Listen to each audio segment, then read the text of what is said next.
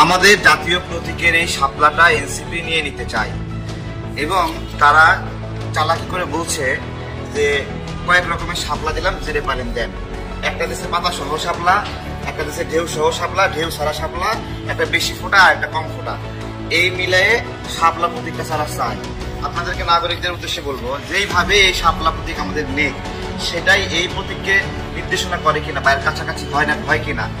এই ধরনের চালাকি করে এনসিপি মনে করে এদেশের নাগরিকরা বেশি একটা বোঝে না, তারা ধৈর্যা, এবং তারা বলে শাপলা না হলে ধানের শীষ দেওয়া যাবে না। বিএনপি যে ধানের শীষটা ব্যবহার করে সেটা এইরকম, ঠিক আছে, এবং সেই ধানের শীষের সাথে এইখানে এই ধানের শীষ ওরা মিলাচ্ছে। দেখেন তো, এই আমাদের জাতীয় প্রতীকের মধ্যে শাপলা যেভাবে মুখ্য হলো অলংকার, সেইভাবে এই পাশে এরকম ভাবে সাপের মতো ধানের ছড়া, সেটা কি মুখ্য অলংকার হিসেবে আছে? এর উপরে তো স্টারও আছে, এর উপরে পাট পাতাও আছে, তাই না? তাহলে এনসিপির কাজ করবো, পাট পাতা নেক, স্টার নেক, কিন্তু মাঝখানে আমাদের যে মুখ্য লগো, সেই শাপলার দিকে তারা তাকাচ্ছে।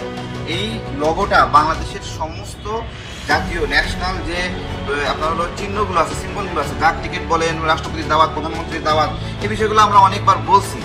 এগুলো নিয়ে তারা শয়তানি করছে, বলছে যে একটা কাজ করেন, পাতা সহ শাপলা দেন আর একটা পাতা ছাড়া শাপলা একটা। আমি তাদেরকে বলবো, একটা শাপলা আছে, ওই তোলার পরে প্রত্যেকটা শাপলা এরকম নেতায় যায়, ঠিক আছে? তো তোরা এই নেতায় শাপলা নে, যেটার মুখটা বন্ধ থাকবে, এরকম ফুটন্ত শাপলা তোরা নিতে পারবে না, ঠিক আছে? নেতানো শাপলা নাও তোমরা।